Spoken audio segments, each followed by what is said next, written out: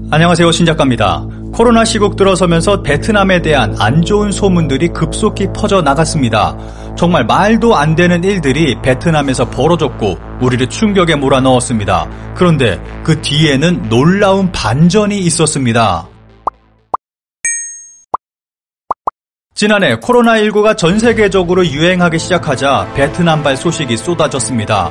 전 세계적으로 혼란스러운 상황이라 이런저런 트러블이 발생하는 것은 어쩔 수 없었다고 생각합니다. 그런데 그 가운데 우리를 놀라게 한 소식이 있었습니다. 베트남 언론에서 박항서 감독의 연봉을 스스로 삭감해야 한다는 목소리가 나왔다며 한국 언론들이 대대적으로 보도하기 시작했습니다. 보도 내용을 살펴보면 다음과 같습니다. 코로나 시국 국내외 스포츠 상황을 고려할 때 박 감독의 제2의 고향이자 돈과 명예를 가져다준 베트남의 어려움이 끝날 때까지 연봉 삭감 등으로 더 많은 책임을 질 필요가 있다. 현재 박 감독은 일이 많지 않다. 전국의 각 축구 클럽과 선수들이 고통을 분담하기 위해 연봉 삭감을 준비하는데 박 감독이 가만히 있는 것은 이상하다는 주장이었습니다.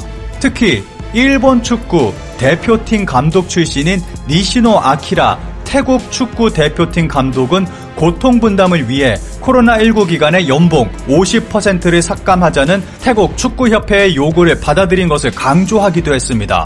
그러면서 축구가 정상화할 때까지 박 감독이 스스로 연봉을 삭감하겠다고 제의할 필요가 있고, 그렇지 않으면 베트남 축구협회가 박 감독과 협의해야 한다는 내용이었습니다. 이와 관련해 박 감독의 매니지먼트를 맡은 DJ 매니지먼트는 베트남 축구협회로부터 어떠한 요청도 없었다면서 박 감독은 현금 기부와 재능 기부 등 다양한 기부 활동을 해왔으며 앞으로도 베트남 사회에 이바지 않은 활동을 계속할 것이라고 밝혔지만 이 소식은 한국에서 일파만파 퍼져나갔습니다. 그리고 또 하나 터진 것이 베트남에서 혐한이 확산되고 있다는 보도였습니다. 베트남에서는 태극기를 변형한 이미지까지 나오는 일도 있었습니다. 당시 저는 베트남에서 이러한 일들이 벌어지고 있는 것에 대해 베트남 뒤에는 일본이 있다는 분석 영상을 올렸고 많은 분들의 호응이 있었습니다. 동남아에서 일본의 영향력이 비교적 가장 미미한 곳을 든다면 당연히 베트남입니다. 삼성은 베트남 GDP의 28%를 차지할 정도로 베트남에서 한국의 영향력은 막강합니다. 이에 21세기 들어 일본은 굉장히 공격적으로 베트남에 투자를 하고 있고 2017년 이후로는 일본의 투자액이 한국을 앞지른 상황입니다. 이런 일본의 행동은 한국 기업들의 피해로 이어지고 있습니다. 개발 사업에 대한 정보력을 돈으로 사버린 일본에게 대규모 프로젝트들이 넘어가고 있고 일본이 이를 가져가는 만큼 우리 기업들은 손해를 보고 있는 것입니다. 이런 상황에서 코로나가 터졌고 일본은 베트남에 2억엔을 지원해줬습니다. 뭔가 그동안의 감사를 표한 것 같다는 느낌이 강했습니다. 코로나 시국을 이용해 일본은 베트남에게 더 가까이 일본에 다가올 것을 요구했고 이에 베트남 정부는 의도적으로 국민들에게 혐한 감정을 불러일으켜 한국과 거리 두기를 하려고 하는 것은 아닌가 하는 내용의 영상이었습니다.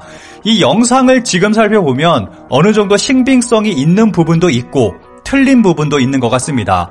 이후 제 채널에서 베트남 관광을 가시겠습니까? 라는 설문을 진행했습니다. 그런데 무려 86%나 되는 분들이 절대 안 간다를 선택해 주셨습니다. 이 설문은 수많은 커뮤니티에 캡처돼서 올라갔고 심지어는 한 언론에서 기사화까지 하는 일도 있었습니다. 이 정도로 당시 한국인들의 베트남에 대한 감정은 좋지 못했습니다. 그런데 최근 이런 베트남의 혐한이 우리가 알고 있었던 것과는 전혀 다르다는 사실이 밝혀지고 있습니다.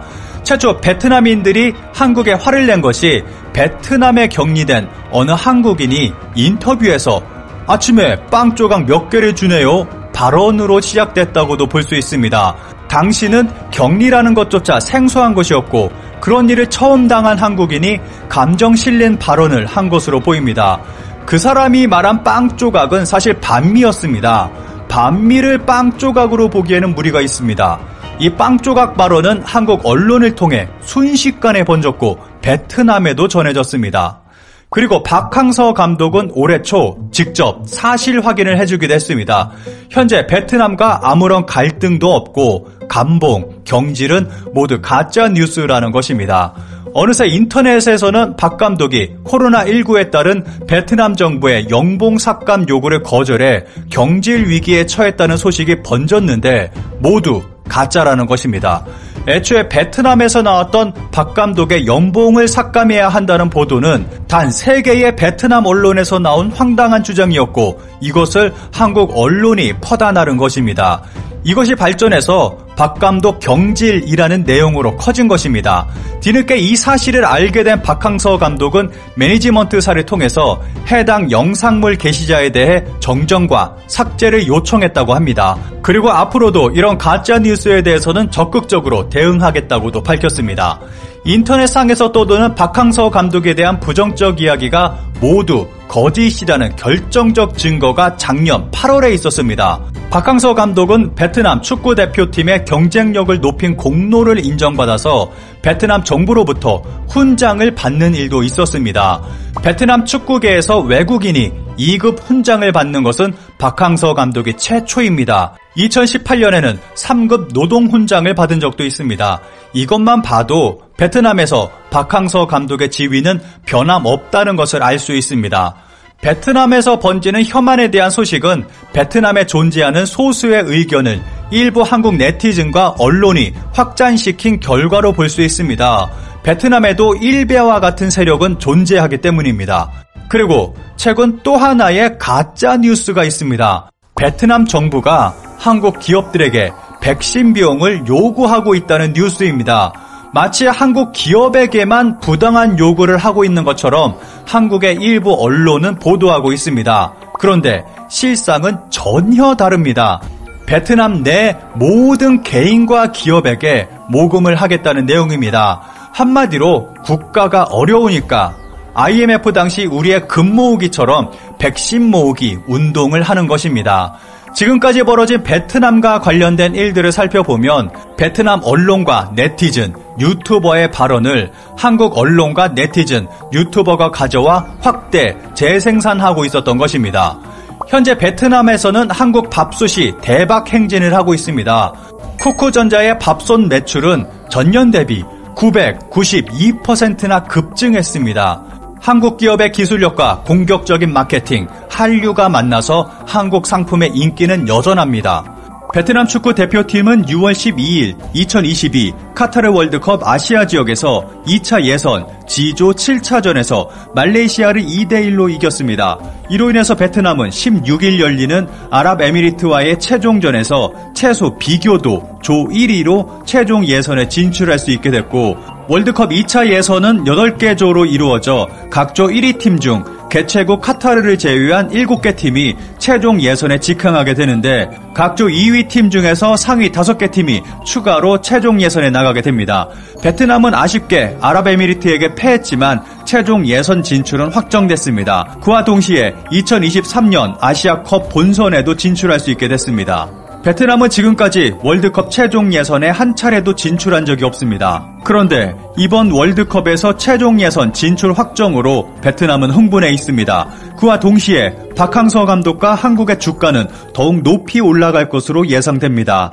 앞서 현재 베트남 상황을 분석한 제 영상을 소개했습니다. 한국과 베트남 사이에서 가장 큰 걸림돌은 이 사이에 들어오려고 하는 일본이라고 생각합니다. 한국의 언론과 유튜버들은 베트남에 대한 가짜 뉴스를 생산할 것이 아니라 거짓과 이간질로 한국을 공격하고 있는 일본을 더 적극적으로 알려야 한다고 생각합니다.